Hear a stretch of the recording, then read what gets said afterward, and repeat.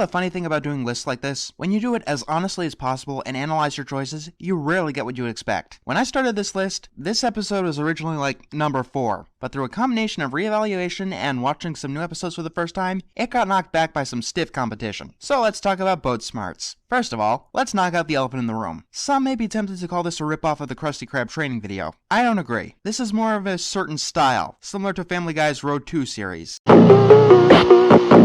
That being said, that is the only defense I can muster for this shitty excuse for an episode. This episode tries to show us the difference between a driver with boat smarts and a driver without boat smarts. A driver with boat smarts gets maimed, tortured, and beaten for doing the right thing, while a driver who doesn't goes through the whole episode unscathed.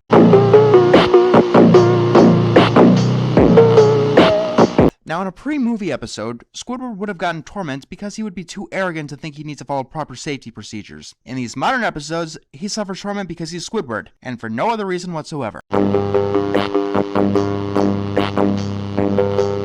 Now, there are 2 particular reasons that I thought this episode would be higher on the list. The first reason is that Squidward is getting punished for proper safety precautions. You know, like wearing his seatbelt. Yeah, I'm not going on the whole agenda that SpongeBob is trying to teach things like the fun of unemployment, and it normally gets a pass from me on stuff like that. But this episode is trying to present itself as, you know, educational. If it's parody, do it right! The other reason is that fucking stinger at the end. That line there, said by someone with no boat smarts to 2 people with boat smarts, guaranteed it a spot on this list. I mean, that is just one of the most infuriating lines an episode could end on. Okay, not the most infuriating, but it's gotta be up there.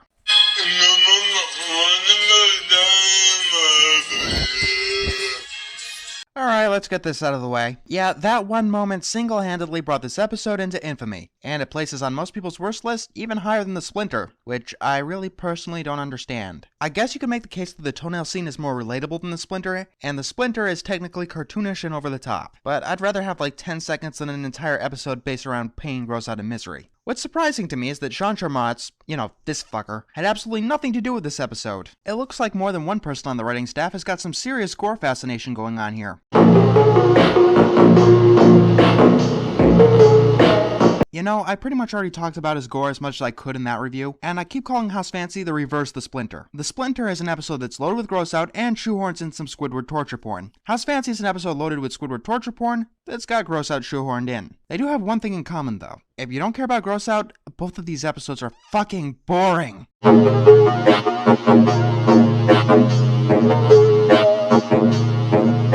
I mean, it's not as boring as The Play's The Thing, which was one of the candidates for this list, but it's up there. Excellent! Squilliam's got a great house filled with all kinds of riches. If I cared, I'd be watching people make sim houses on YouTube. I mean, there's one point where Squilliam shows the host a gilded doorknob, and he acts like he's got a fetish about the thing, and when Squilliam shows him a ton, he acts like he doesn't fucking care. SpongeBob enters the plot because he flat out admits that he was spying on Squidward, and for the majority of the episode, nothing happens. If it wasn't for that fucking toenail scene, then no one would ever bring this episode up. Part of me thinks that that's kind of why the writers did it, but for the most part, there's nothing really to talk about here. Why isn't it higher on the list? Well, for one, Squidward actually won in the end. The only other torture where Squidward won that I can think of is Keep Bikini Bottom Beautiful, but that one didn't have a toenail scene being brutally ripped off, so it was at a disadvantage. And that's the other reason that House Fancy isn't higher. It had some stiff competition of worse writing, more annoyance, and more torment to Squidward.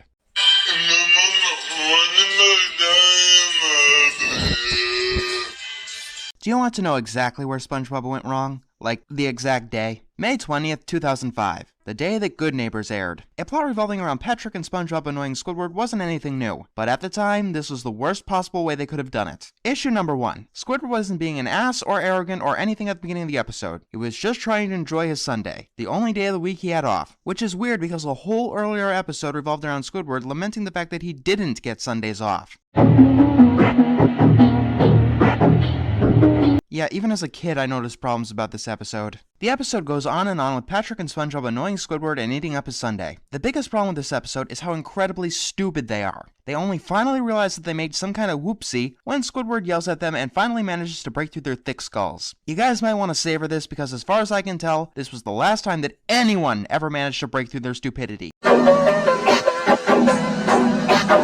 And it only barely works. And that's only because it's in service to the plot. Squidward gets a security system, but because SpongeBob and Patrick are coming in to apologize, the security system doesn't see them as a threat, because that's exactly how security systems work. Then the episode loses all logic as the security system kicks Squidward out of his house as it goes on a rampage to destroy Bikini Bottom. I don't know why it goes on to destroy Bikini Bottom. Does it make any logical sense? No. Is it necessary to the plot? Not really. Is it even remotely funny? Not in the slightest. Then the episode ends with Squidward getting a summon to clean up Bikini Bottom for every Sunday for the rest of his life. So the episode comes off as Squidward getting punished for not taking it in the ass when SpongeBob and Patrick want to torment him. It makes you wonder why he doesn't get a restraining order against them. Well,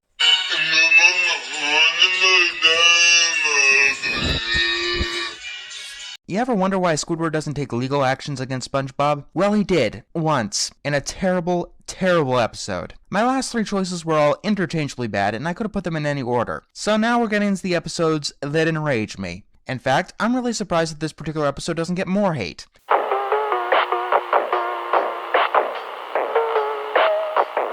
Granted, I hadn't seen it myself before I started making this list, but I'm sure someone somewhere else has to have seen it and seen how horrible it truly is. It seems to start like a typical SpongeBob annoys Squidward plot, until they get to the Krusty Krab. What follows is one of the most uncomfortable sequences I've ever seen in the show. Dead fucking serious. In most of these episodes, the writers don't know they're going too far because they're incompetent as all hell. Here, they are intentionally trying to go too far with Squidward's torment, and it quickly becomes hard to watch.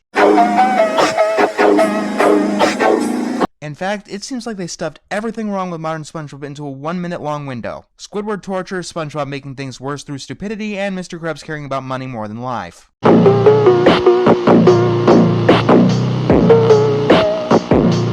At the end, Squidward snaps. The next day, he gives SpongeBob his own restraining order. If SpongeBob violates it, he will go to jail. Now here's the main problem with the episode. SpongeBob is close to his original personality, making Squidward seem like the bad guy for trying to keep SpongeBob away from him. If there's anywhere he should be back to normal, it shouldn't be here. So, there's no SpongeBob to torment Squidward. What are our clever, sadistic writers to do? Use Patrick! If I ever make another list like this, it's going to be the top 10 worst Patrick's a Prick episodes. Because that's the other overused way of being terrible on the show. And yeah, they double dip a few times. The rest of the episode goes on to have Patrick annoy Squidward, and by extension the audience. And the question arises of why the fuck Squidward doesn't get another restraining order. And the way that Squidward gets tormented are, let's call them forced. And Squidward is allergic to that pie for this one moment only. Since he's got bumps on his face, Patrick thinks that Squidward is a monster who is after SpongeBob and attacks him.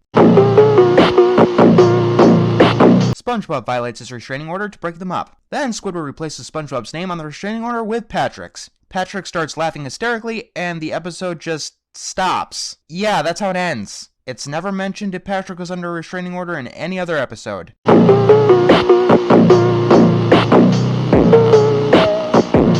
Guys, you gotta end the stories you're trying to tell. I mean, is that too much to ask for?